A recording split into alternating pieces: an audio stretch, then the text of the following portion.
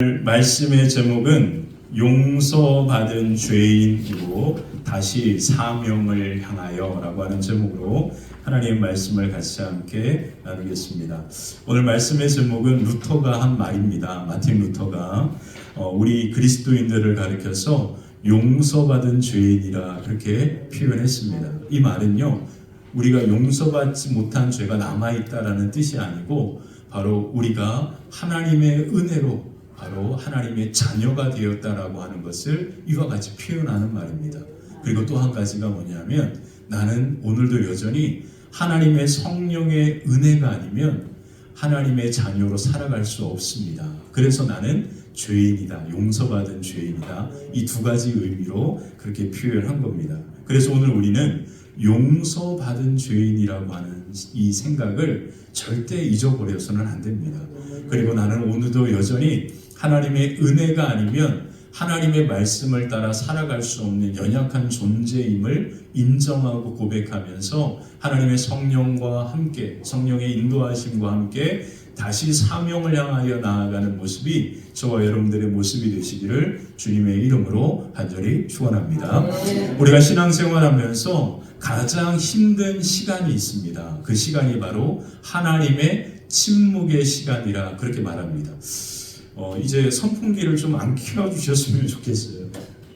이게 이렇게 집중이 떨어지고 이렇게 에어컨을 켜기 때문에 이런 바람이 불면 에어컨 바람이 전체적으로 이렇게 눈에 보이진 않는데 에어컨 바람이 움직이는 거거든요. 근데 선풍기를 틀면 바람이 막 그냥 오고 갈 데 없이 그냥 요동치는 겁니다. 그리고 또 한 가지 문제가 먼지가, 바닥에 있는 먼지가 날리는 거예요. 그래서 현대인들은 에어컨만 킵니다. 현대인들은 에어컨만 킵니다. 그렇기 때문에 비싼 타워 팰리스나 이런 데 가면 선풍기가 없어요. 그냥 위에서 에어컨이 시원하게 나올 뿐이에요. 어디 선풍기가 타워 팰리스에 저는 보지 못했던 것 같아요. 자, 다시 하겠습니다. 이제 선풍기를 좀 키지 않았으면 좋겠고, 선풍기 키니까 자꾸 기침도 하고 먼지가 날리니까 목도 이렇게 그런 이제 현상들이 나타나니까요. 부탁입니다.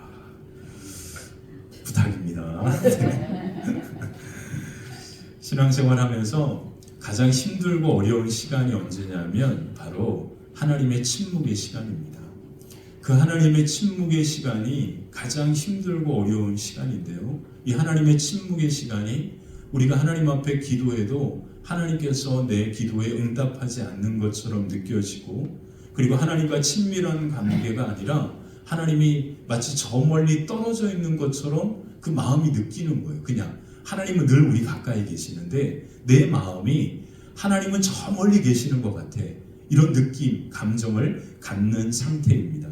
그리고 정말 힘들고 어려운 문제 가운데 있을 때 하나님께서 나를 외면하는 것처럼 느껴질 때, 이때가 바로 하나님의 침묵의 시기라 그렇게 말합니다. 이 하나님의 침묵의 시간이 우리의 신앙생활에 있어서 가장 힘들고 어려운 시간 중에 하나입니다.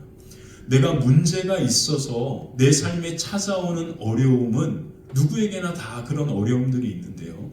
신앙생활을 열심히 하고 있고 내가 뭔가 열심히 하나님 나라와 영광을 위하여 달려가고 애쓰고 있는데 이와 같은 감정과 마음의 상태가 들 때가 있습니다.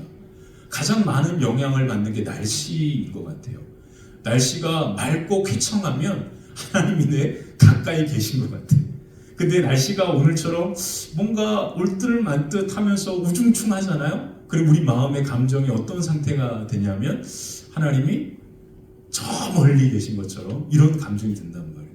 그래서 가을에 바람이, 찬바람이 분다든지 이런 환경이, 상황이, 계절이 바뀔 때가 되면 우리가 환경의 동물이기 때문에 그 환경에 영향을 받아서요, 우리의 신앙과 믿음도 그러한 영향을 받게 되어 있습니다. 그렇게 우리가 연약한 존재라고 하는 의미예요.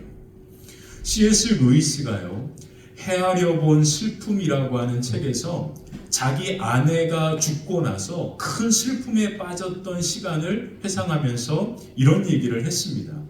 마치 그 아내를 잃어버린 슬픔 가운데 하나님을 향한, 하나님이 나를 향한 문이 굳게 닫혀 있는 것처럼 느껴지는 그때가 바로 이 C.S. 루이스는 하나님의 침묵의 시기였다, 하나님의 침묵을 경험했다라고 그 책에 표현합니다. 그러면서 그가 이 하나님의 침묵의 시간을 경험하면서 그 침묵의 시간의 의미에 대하여 이런 말을 했습니다. 뭐라고 이야기했냐면, 하나님께서 침묵하실 때는 우리를 버리신 것이 아니라 우리가 더 깊은 성숙으로 나아가도록 기다리는 것이다 라고 표현합니다. 하나님의 침묵의 시간에 우리는 하나님이 나를 외면하고 버렸다라고 하는 감정을 느끼는데, 하나님은 그런 게 아니라 그 침묵의 시간을 통하여 우리가 더 깊은 신앙의 성숙으로 하나님을 더욱더 간절히 찾는 모습으로 나아오기를 하나님께서 뭐 하신다고요? 기다리고 계신다. 그렇게 C.S. 루이스는 표현하고 있습니다. 오늘 본문에 보면 하나님께서 이스라엘 백성들과 함께 하는 것을 거부하십니다. 나 너희들이랑 함께 할 수 없어, 이렇게 말하고 있습니다. 3절에 보면 그 이야기가 이렇게 시작되는데요. 3절 같이 한번 볼까요? 너희를 적과 꿀이 흐르는 땅에 이르게 하려니와 나는 너희와 함께 올라가지 아니하리니 너희는 목이 곧은 백성인즉 내가 길에서 너희를. 하나님께서 뭐라고 말씀하십니까? 나는 너희와 함께 올라가지 않을 것이다, 그렇게 말씀하고 있습니다. 하나님께서 이스라엘 백성들의 우상 숭배의 죄악으로 말미암아 단단히 뭐 하신 것 같아요? 삐지신 것 같죠. 하나님께서 그런 것처럼 성경은 표현하고 있습니다. 이스라엘 백성들에게 하나님의 침묵의 시간이 시작되고 있는 겁니다. 하나님은 모세를 통하여 이스라엘 백성들에게 하나님의 침묵의 시간을 선포하고 있는 거예요. 그것이 오늘 본문의 내용입니다. 하나님의 침묵의 시간에 우리에게 찾아오는 감정은 그래서 어떤 감정이냐면 깊은 슬픔의 감정입니다. 그리고 엄청난 스트레스가 있습니다. 이 슬픔의 감정과 스트레스가 우리에게 쓰라린 고통과 아픔을 경험하게 하는 거예요. 그래서 하나님의 침묵의 시간은 우리 모두에게 다 힘들고 어려운 시간입니다. 하나님의 침묵의 시간이 선포되었을 때 이스라엘 백성들이 그 하나님의 말씀 앞에 어떻게 반응했습니까? 4절에 보면 이렇게 이야기합니다. 한번 읽어볼게요. 백성이 이 준엄한 말씀을 듣고 백성들 가운데 뭐 하게 되었다고요? 깊은 슬픔이 시작되었다라고 표현합니다. 원인과 이유를 알 수 없는 깊은 고난, 다른 말로 표현하면 성경의 수많은 인물들 가운데 이 하나님의 침묵의 시간을 깊이 경험했던 한 사람이 성경에 나옵니다. 그 사람이 바로 욥입니다. 욥은요, 알 수 없는 엄청난 고난, 자녀들이 하루아침에 태풍과 같은 바람이 불어서 다 죽었어요. 그리고 그 몸이 병들어가지고요, 기왓장으로 자기 몸을 가려워서 긁는 그와 같은 아픔이 찾아왔습니다. 그 신음하는 고통하는 욥을 향하여 아내가 오죽했으며 그냥 죽여버려라 그냥 이렇게 얘기했단 말이에요. 그냥 콱 죽어버려, 하나님을 원망하고 죽어버려, 이렇게 표현했단 말이에요. 그만큼 욥이 당하는 고통을 아내가 지켜볼 때, 못된 아내라 그런 게 아니고 그만큼 괴롭다라는 거예요. 지켜보는 자체. 그 마음 아시죠, 여러분? 옆에 있는 사람이 뭐 남편이 아프면 별로 괴롭지 않을 거니까 자녀가, 손주가 아프면 막 그냥 발을 동동동동 부를 거 아니에요. 그 아픔을 바라보는 그 사람의 마음이 얼마나 괴롭고 힘들겠어요. 그러니까 아내가 그렇게 말할 정도였습니다. 욥이 하나님의 깊은 침묵의 시간 가운데 빠지게 된 거예요. 그때 사랑하는 친구들이 욥에게 찾아와서 위로해 줄 줄 알았는데 시간이 지나자마자 욥이 하나님 앞에 죄를 지어서 이렇게 하나님께서 벌을 주신 거다라고 인과응보적인 그런 이야기를 합니다. 네 죄 때문에 하나님이 너를 심판하신 거야. 이게 모든 사람들이 하나님의 침묵 가운데 있을 때 느끼는 감정의 패턴입니다. 내가 하나님께 뭔가 잘못한 게 있나? 그럴 때도 있습니다. 근데 대부분 이 하나님의 침묵의 시간은 우리의 신앙을 하나님께서 더욱더 깊은 성숙으로 이끌어가는 과정이지, 우리가 무엇인가를 잘못했기 때문에 하나님께서 외면하신다라고 하는 방향은 보통 세상 사람들이 고난 가운데 생각하는 패턴인 거죠. 이 여기 하나님의 침묵의 시간 때 깊은 고민과 고통 가운데 신음하다가 욥이 멋진 고백 기도를 드립니다. 그게 바로 욥기 23장에 나옵니다. 욥기 23장 같이 한번 읽어볼게요. 함께 읽겠습니다. 그런데 내가 앞으로 가도 그가, 여기서 그가 누굽니까? 하나님이 아니 계셨다. 기가 막힌 표현입니다. 욥기는 시거든요. 시. 그러니까 산문으로 글을 읽듯이 읽으면 욥기를 이해할 수가 없습니다.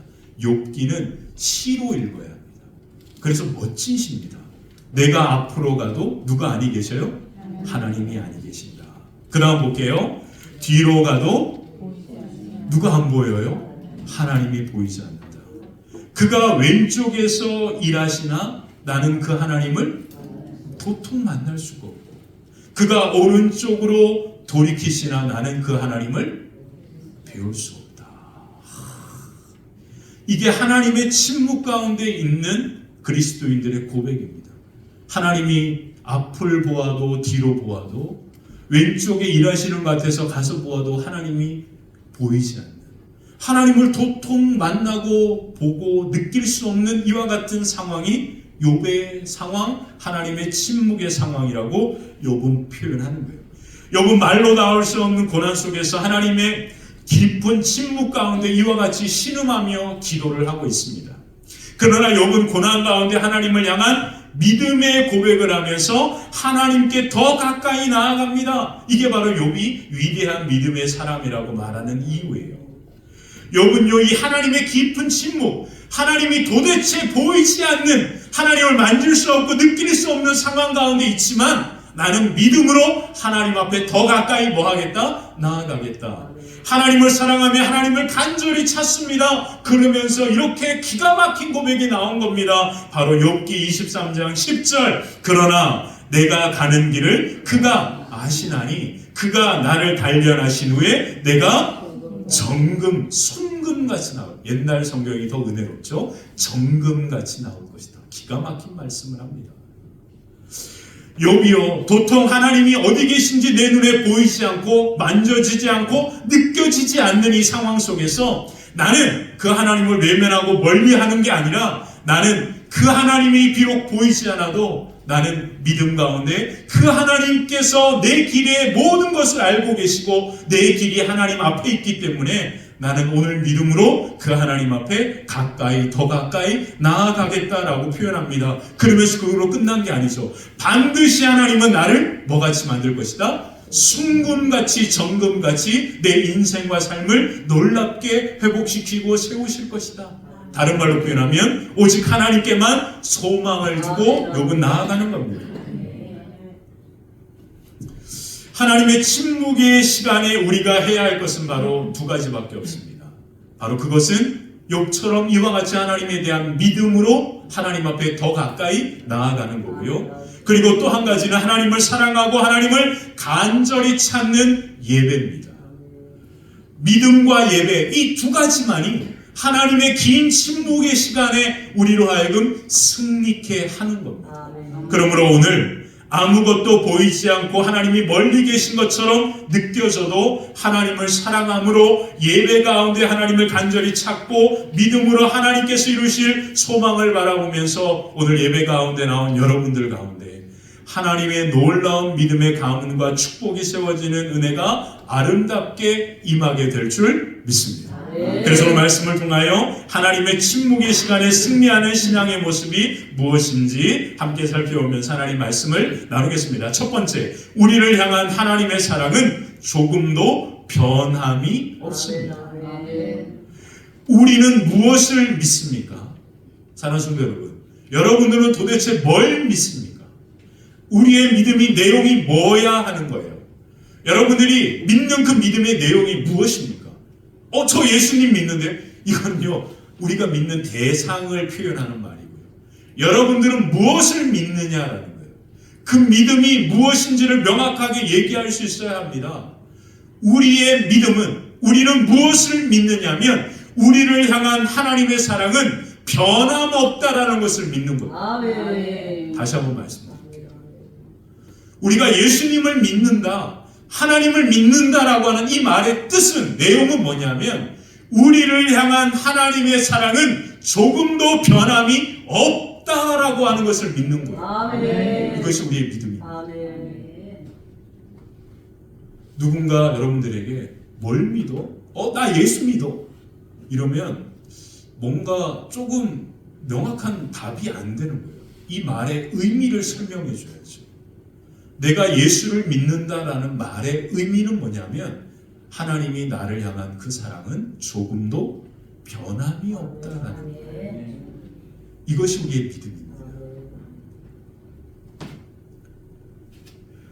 하나님의 침묵의 시간이 어렵고 힘든 이유는 우리를 향한 하나님의 사랑에 대하여 의심이 생기기 때문입니다. 그래서 이 시간이 어렵고 힘든 거예요. 하나님은 모세의 기도를 들으시고 죄악 가운데 있는 이스라엘 백성들을 진멸하지 않습니다. 모세의 기도에 하나님께서 이와 같이 그래서 반응하시면서 말씀하셨는데 그게 바로 오늘 3절 다시 한번 볼까요? 모세의 기도에 하나님은 정말로 이스라엘 백성들을 진멸하지 않았습니다. 그리고 하나님이 그 기도에 대하여 이렇게 말씀하십니다. 3절 한번 또 읽어볼까요? 함께 읽겠습니다. 너희를 적과 꿀이 흐르는 땅에 이르게 하려니와 나는 너희와 함께 올라가지 아니하니 너희는 고기 묻은 백성인즉 내가 그래서 너희를 진멸할까 염려합니다. 하나님께서 이스라엘 백성들과 함께 가시는 것을 거부하고 계십니다. 거부하시는 이유는 하나님께서 그들을 사랑하지 않기 때문이 아닙니다. 하나님이 그들을 거부하는 이유가 뭔지를 명확하게 기억하셔야 돼요. 그게 뭐냐면 그 이유를 뭐라고 설명하십니까? 뭐라고 3절을 다시 한번 보세요. 뭐라고 그 이유를 말씀하십니까? 너희가 목이 곧은 백성이기 때문에 내가 가는 너희와 함께 가는 길에서 너희를 진멸할까 하는 생각 때문에 나는 너희와 뭐 할 수 없어? 함께 할 수 없다라고 말씀하시는 거예요. 하나님께서 그들과 함께하는 것을 거부하는 것은 내가 너희를 더 이상 사랑하지 않아 이런 뜻이 아니라는 겁니다. 이 말의 뜻은 뭐냐면 너희가 목이 곧은 백성이기 때문이야 라고 하는 거예요.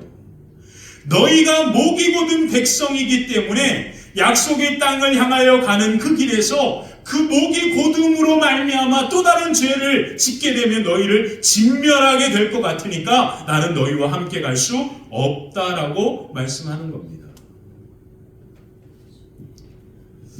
이 말씀의 의미는요, 바로 하나님의 속성과 깊이 연관이 되어 있습니다. 그것은 바로 하나님은 거룩한 분이시기 때문에 죄와는 함께 할 수 없습니다. 다시 말해서 하나님은 이스라엘 백성들과 함께 있고 싶어도 그들의 죄악으로 말미암아 함께 할 수 없는 안타까운 하나님의 마음을 이와 같이 표현하고 있는 겁니다. 그래서 레위기에 보면 레위기의 가장 중요한 중심 주제가 뭐냐면 내가 거룩하니 너희도 거룩하라고 하는 거예요. 그래서 레위기 11장 45절에 보면 나는 너희 하나님이 되려고 너희를 애굽 땅에서 인도하여 낸 여호와 하나님이다. 내가 거룩하니 너희도 거룩할지어다. 그 이스라엘 백성들을 거룩하게 만드는 게 바로 레위기의 내용인데 그 레위기의 내용의 핵심은 바로 예배입니다. 하나님 앞에 어떻게 예배를 해야 하는지. 결국 예배가 우리를 뭐하게 만드는 겁니까? 거룩하게 만드는 겁니다. 하나님은 거룩한 분이시기 때문에 그러므로 거룩한 하나님은 죄와 함께 할 수 없습니다. 하나님은 이스라엘 백성들과 함께 하기를 원하시지만 그들의 죄악으로 말미암아 함께 할 수 없는 겁니다. 그들을 사랑하지 않아서 그들을 거부한 게 아니라 그들의 죄 때문에 거룩하신 하나님은 그들과 함께 할 수 없는 상황이 된 겁니다. 이것은 하나님께서 그들을 거부하시고 멀리하신 것이 아닙니다. 목이 곧은 이스라엘 백성들이 죄악 가운데 있었기 때문입니다. 죄악 가운데 있는 그들에게 하나님의 그 마음이 얼마나 잘 표현되고 있냐면 너무나 놀라운 사실은 3절에 또 등장합니다. 하나님께서 그들에게 말씀하시면서 하나님의 약속의 땅에 가는 그 언약의 축복은 계속해서 허락하십니다. 변함이 없습니다. 이게 바로 하나님의 마음을 우리에게 표현해 주는 거죠. 하나님께서 그 백성들을 향한 언약의 약속은 조금도 변함이 없습니다. 다른 말로 표현하면 그들을 향한 하나님의 사랑은 조금도 변함이 없다라고 하는 뜻이에요. 그래서 하나님은 십계명의 두 번째 계명에서 하나님께서 어떤 분이신지를 하나님 스스로가 드러내셨습니다. 출애굽기 20장 4절에 보면 십계명의 두 번째 계명이 이렇게 나옵니다. 너를 위하여 새긴 우상을 만들지 말아라. 그런 다음에 5절 6절에 보면 이렇게 말합니다. 그것들에게 절하지 말며 그것들을 섬기지 말고 나는 내 하나님 여호와는 뭐하는 하나님이라고요? 질투하는 하나님이라 그렇게 표현합니다. 하나님은 어떤 분이십니까? 질투하시는 하나님. 이거는 사람이 누군가 하나님은 이런 분이야 이게 아니고요. 하나님 스스로가 나는 질투하는 하나님이다라고 표현하신 겁니다. 여러분 잘 아시지만 질투는 뭐 할 때 생기죠? 그렇죠. 사랑하지 않으면 뭐 하지 않아요? 질투할 이유가 없습니다. 그래서 사랑의 반대는 질투가 아니라 무관심이라고 얘기하는 거예요. 남편이 밤에 저쪽 방에서 잘 자는지 무관심? 이거 지금 가만히 생각해 봐야 되겠죠. 사랑하지 않으면 뭐 하게 되는 거예요? 무관심. 방목이 아니고요. 이거는 사랑의 문제입니다. 제 생각엔 그래요. 너무 중요한 겁니다. 질투하시는 하나님이라고 하는 말의 뜻은 뭐냐면 하나님께서 우리를 너무나 사랑하신다라는 의미거든요. 그러므로 우리를 향한 하나님의 사랑은 조금도 뭐가 없습니까? 변함이 없는 겁니다. 우리는 이것을 믿는 겁니다. 침묵의 시간이 어렵고 힘든 이유는 이 사랑이 의심이 되는 거예요. 하나님 나 사랑하지 않는 거 아니야? 하나님 왜 이 문제는 이렇게 응답이 더디지? 이런 생각이 들 때마다 우리는 무슨 생각이 드냐면 하나님이 나를 사랑하는 마음이 줄어드신 거 아니야? 그러면 그 마음이 더 이렇게 불릴 듯 일어나도록 내가 뭔가 더 해야 되는 거 아니야? 자꾸 이런 생각들을 한다면 이게 다 의심이에요. 의심.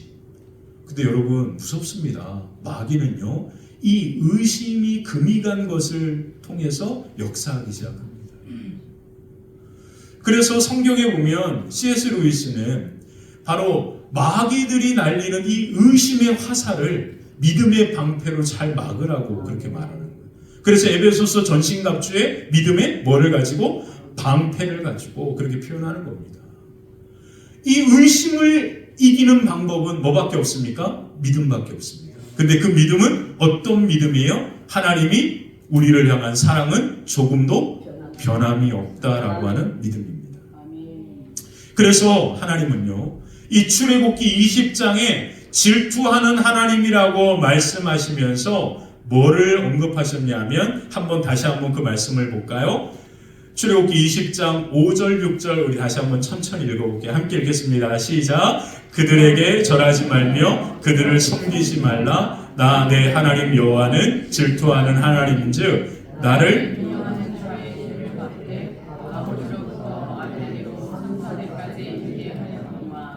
나를 사랑하고 내 계명을 지키는 자에게는 천대가 되리를 보느니라. 아멘. 기가 막힌 말씀입니다.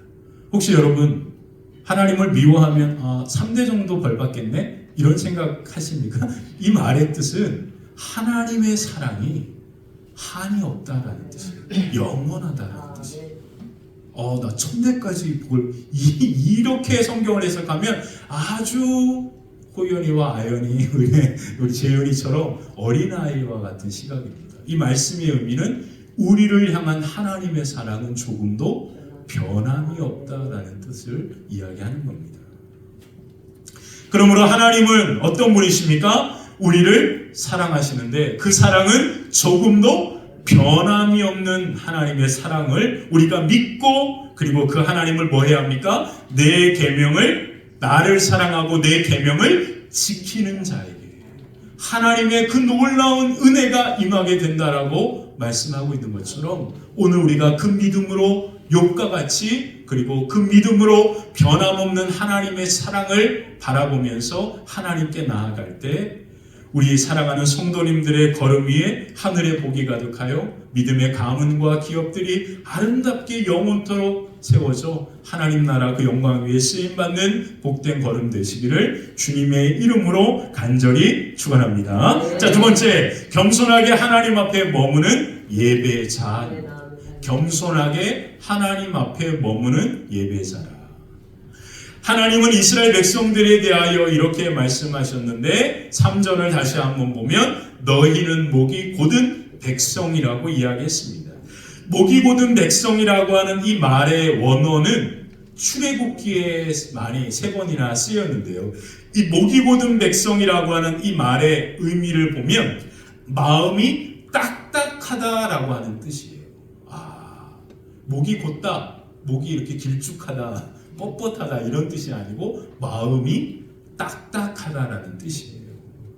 고집이 세다라는 뜻이에요. 저는요, 신앙생활하고 목사로 살아가면서 너무나 이분은 예수님 믿으면 정말 좋을 것 같은데 고집이 너무너무 세. 이게 고집을 사람한테나 자기의 인생한 자기한테는 그 고집을 피워도 하나님 앞에는 고집을 피울 게 아닌데 참 안타까울 때가 참 많아요. 그래서 하나님 앞에는 좀 마음이 좀 유들유들했으면 좋겠어요. 이렇게 부들 사람들에게는 그래도 괜찮은데 하나님 앞에서만큼은. 그래서 나는 반드시 하나님 앞에 이런 사명을 살 거야. 그렇게 우리 스스로가 결정하고 하나님은 괜찮다 그러시는데 굳이 그렇게 안 해도 돼 이렇게 하나님은 생각하고 계시는데 나는 이렇게 결정했으면 이렇게 마치 그것이 하나님께서 더 기뻐하실 것처럼 생각하면서 그렇게 하는 그러한 신앙의 태도와 자세가 결국 좋은 것만은 아닌 것 같다는 생각이 듭니다. 하나님 앞에서는 우리가 마음을 딱딱하게 가질 이유가 없습니다. 하나님은요, 여러분 아시겠지만 오늘 우리가 아동부 예배 때 아이들이 재윤이가 그렇게 전 재윤이가 질문하는 게 너무너무 놀라워요. 이 재윤이가 어떤 인물이 될지 너무 기대가 되는 게 뭐든지 질문하는 걸 보면 그 아이가 가지고 있는 생각을 느낄 수 있는데 재윤이가 뭐라고 질문했냐면 하나님도 계시고 예수님도 계시면 그러면 두 분을 우리가 믿는 거예요. 그렇게 질문. 이게 신앙의 가장 중요한 문제거든요. 여러분, 우리가 두 분을 믿는 겁니까?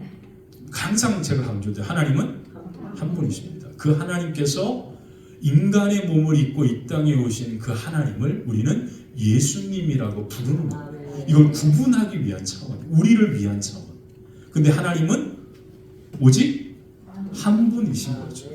그래서 제가 재훈이한테 이 중요한 삼위일체에 대한 부분을 제가 아주 간단하고 명확하게 오늘 설명을 해줬는데 우리의 신앙이 바로 이와 같은 신앙을 우리가 너무나 중요하거든요.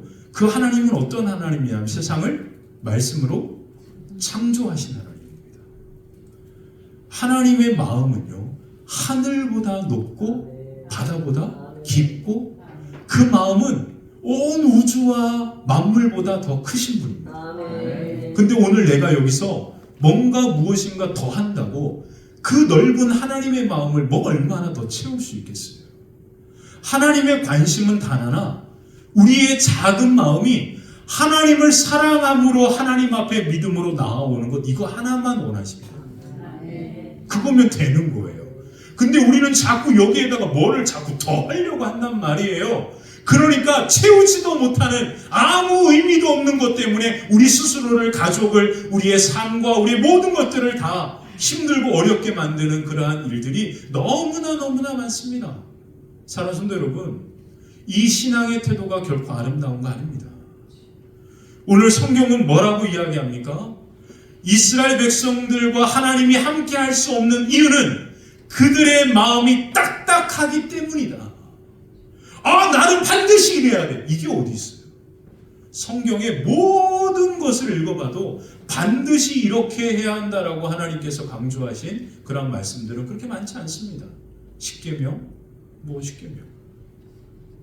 여러분 너무 착각하지 마세요. 하나님이 하지 말라고 하신 것은 10가지 정도에서 거기에서부터 해석과 여러 가지 다양한 것들이 퍼져나간 겁니다. 우리의 삶의 모든 것을 다 허락하셨잖아요. 에덴 동산에 아담과 하와가 모든 것들을 다 먹게 하셨잖아요. 근데 딱 2가지. 뭐만 먹지 말아라? 하나 아니야. 하나. 생명나무는 아예 건들지도 못하게 하신 거고, 선악과 딱 하나. 근데 인간은 뭐만 관심 있어요? 하지 말라고 하는 이거 뭐. 나 이거 어떡하지. 아니, 하나님이 모든 것을 다 하게 해준 것에는 별로 관심이 없고.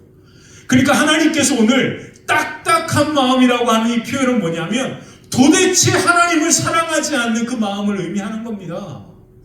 그러므로 우리의 마음이 하나님을 사랑하는 마음만 있으면, 그 믿음만 온전히 회복되어지면 우리의 삶의 모든 것들이 하나님 안에서 자유함을 누리면서 살아갈 수 있는 거거든요. 근데 오늘 하나님은 그 딱딱한 마음 때문에 이스라엘 백성들과 함께 할 수 없다라고 그렇게 이야기하고 있습니다. 이스라엘 백성들이 이 딱딱한 마음이 어디서부터 나오냐면 바로 그들 자신의 중심으로부터 나온 거잖아요. 그것이 바로 하나님을 사랑하는 것이 아니라 자기 자신을 사랑하는 것에서부터 시작이 된 겁니다. 그 자기 자신을 사랑하는 것에서부터 뭐가 시작된 거예요? 우상을 만드는, 그래서 우리를 인도할, 우리를 위하여 신을 만들라고 표현한 겁니다.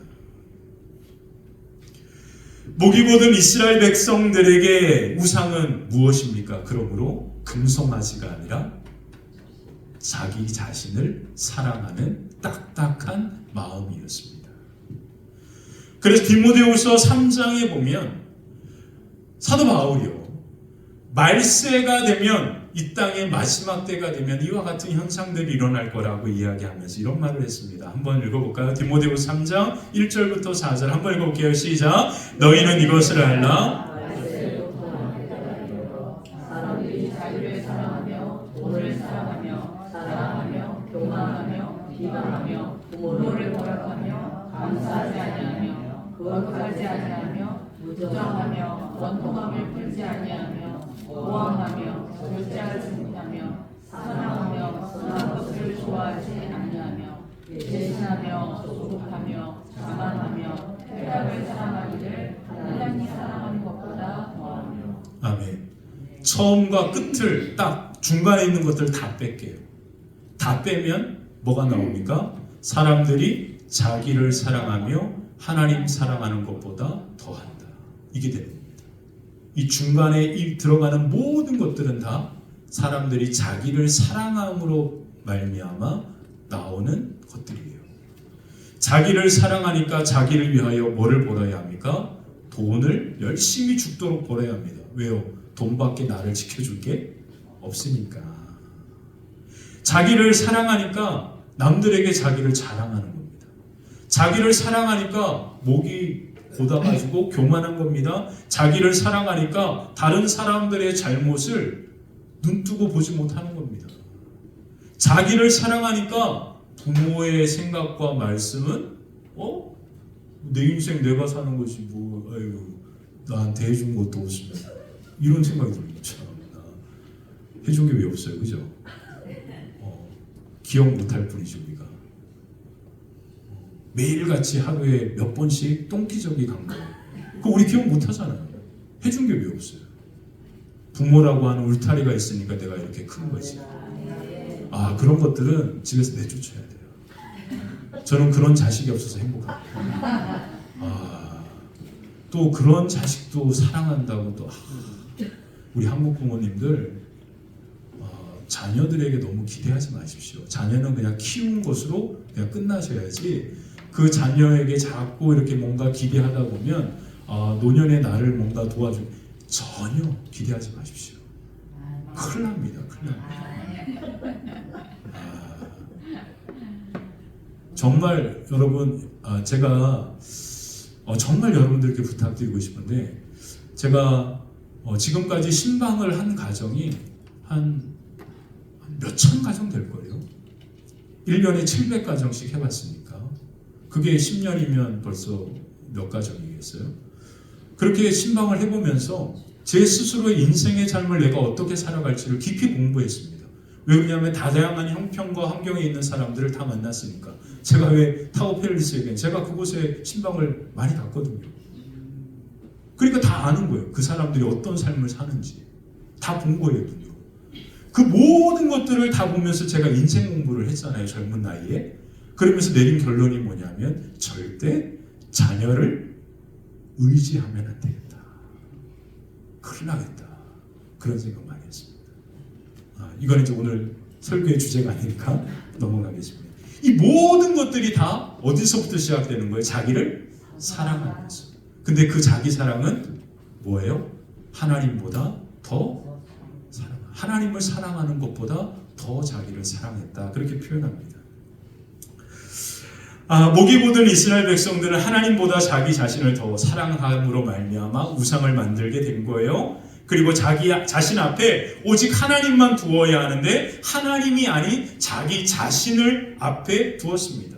이것이 목이 곧은 이스라엘 백성들의 모습입니다. 이 모습으로 말미암아 우상의 죄악이 일어나게 되었고 이 모습이 변하지 않는 이상 또 어떤 일이 반드시 일어나게 되는 겁니다, 여러분. 그래서 하나님이 그렇게 말씀하시는 겁니다.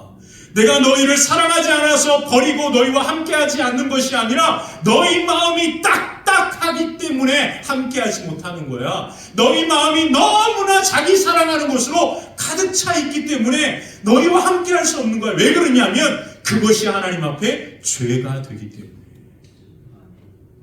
그것이 죄라는 거예요. 왜 그러냐면 우리는 죄를 자꾸 어떤 행동으로 보는데 죄는 반드시 원인을 이야기하는 겁니다. 그 마음, 딱딱한 마음이 자기를 사랑하는 그 마음이 죄라는 겁니다. 왜요? 그 모든 죄악된 행동이 그 마음으로부터 나오는 것이기 때문에. 그래서 하나님은 거룩한 분이시기 때문에 딱딱한 마음 가운데 자기를 사랑하는, 자기 자신을 사랑하는 그 죄 가운데 있는 그들 가운데는 절대 함께하고 싶어도 함께할 수가 없다라고 그렇게 표현하고 있는 겁니다. 그러면 하나님의 사랑이 변한 겁니까? 하나님이 우리를 덜 사랑하는 겁니까? 우리를 향한 하나님의 사랑은 조금 더 변함이 없습니다. 근데 우리 안에 더럽고 딱딱한 마음이 가득하니까 그 거룩하신 하나님이 우리 가운데 함께 할 수 없을 뿐입니다. 그때 하나님께서 모세를 통하여 한 가지 말씀을 하십니다. 그 말씀이 바로 5절입니다. 그 5절의 말씀을 같이 한번 함께 읽어볼게요. 여호와께서 모세에게 이르시기를 이스라엘 자손에게 이르라 너희는 목이 곧은 백성인즉 내가 한순간이라도 너희 가운데 이르면 너희를 진멸하리니 너희는 장신구를 떼어내라. 그러면 내가 너희에게 어떤 것인지 정하노라 하셨습니다. 너무 중요합니다, 여러분. 하나님은 왜 우리를 향한 사랑이 변함이 없냐면 이 더러운 죄악 가운데 있는 그들조차도 지금 하나님께서 함께 할 수 있는 방법을 알려주고 있는 거예요. 뭐라고 알려줍니까? 나는 너희와 너무 함께 하고 싶어. 근데 너희가 그 장신구를 하고 있으면 너희 마음이 딱딱한 그 마음 가운데 나는 너희들과 함께 할 수 없어. 그러니까 한 가지 부탁을 하는데 장신구를 뭐 해라? 왜 이 말씀을 하셨냐면 우리처럼 귀걸이, 이런 목걸이 이런 의미가 아니에요. 이집트 그 뉴욕에 가면 그 박물관에 제가 가서 본 건데 이러한 장신구들이 있단 말이에요. 여인들이 하고 다녔던 장신구들입니다. 이거는 뭐와 반드시 연결되냐면 우상 숭배와 함께 연결이 됩니다. 다른 말로 표현하면 나를 지켜주는 부적과 같은 거예요. 그래서 이런 것들을 막 흔들면서 신들을 부르고 신들의 이름을 부르고 기도를 하는 그러한 역할로 쓰였던 것들이 이런 것들입니다. 그러니까 이스라엘 백성들이 출애굽하여 나올 때 그들이 애굽 사람들에게 뭐를 요구했어요? 금은 폐물을 요구하잖아요. 그러니까 그 애굽 사람들이 그들에게 준 것들이 이런 것들인 겁니다.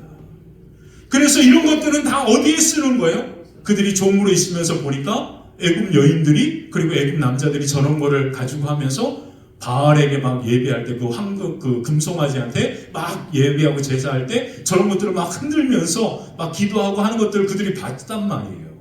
그러니까 그들도 저 장신구들을 가지고 그냥 나 너무 이쁘지 나를 꾸미고 이런 게 아니라 저거 장신을 가지고 뭐 하는 데 쓰는 거예요?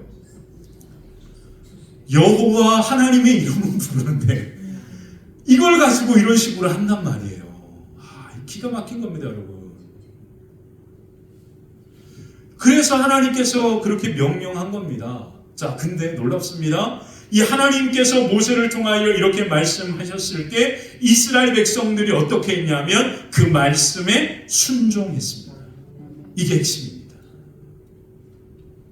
나 하나님 내 마음대로 내가 하던 대로 살아가면 돼. 아닙니다.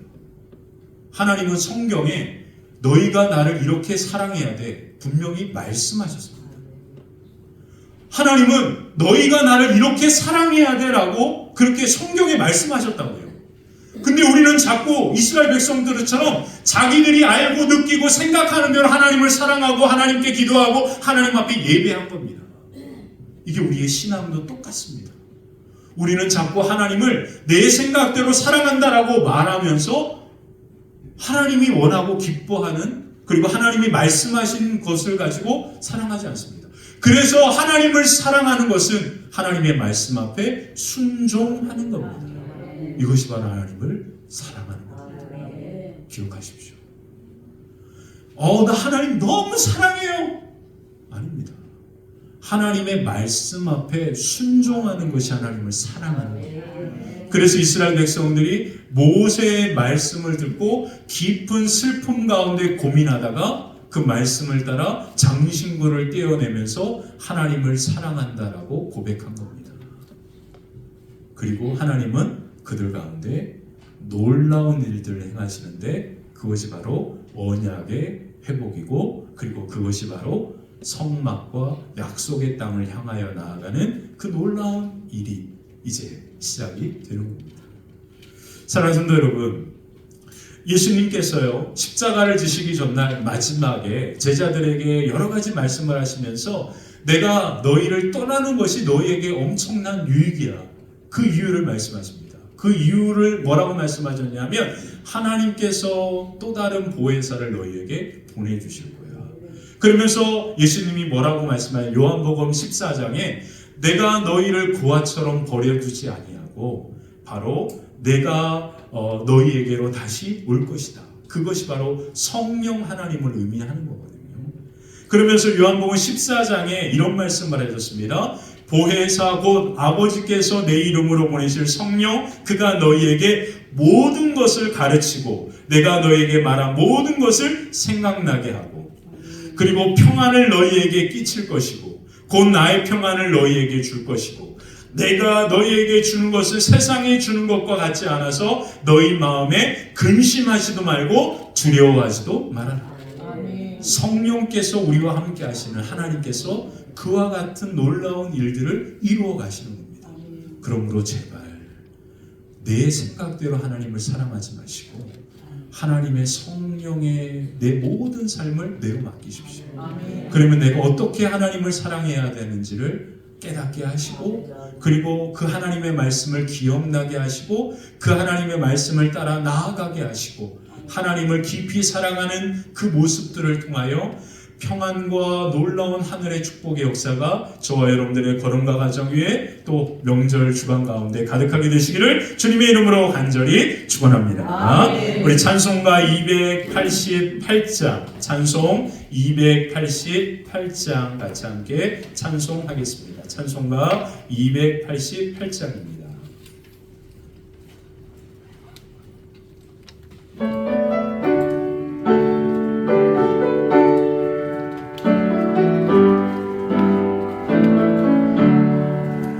예수를 나의 구주 삼고 성령과 피로써 거듭나니 이 세상에서 내 영혼이 하늘의 영광 누리로나 이것이 나의 간증이요 이것이 나의 찬송일세 나 사는 동안 끊임없이 구주를 찬송하리로나 온전히 주께 맡긴 내 영 사랑의 음성을 듣는 중에 천사를 왕래하는 것과 하늘의 영광 보리로나 이것이 나의 간증이요 이것이 나의 찬송일세 나 사는 동안 끊임없이 구주를 찬송하리로나 주 안에 기쁨 누림으로 마음의 풍랑이 잔잔하니 세상과 나는 간 곳 없고 구속한 주만 보이로나 이것이 나의 간증이요 이것이 나의 찬송일세 나 사는 동안 끊임없이 구주를 찬송 우리 자리에서 일어나서 3절 다시 한번 하겠습니다. 예수를 기쁨 누림으로 마음의 풍랑이 잔잔하니 세상과 나는 간 곳 없고 구속한 주나 보이로나 이것이 나의 간증이요 이것이 나의 찬송일세 나 사는 동안 끊임없이 구주를 찬송하리로나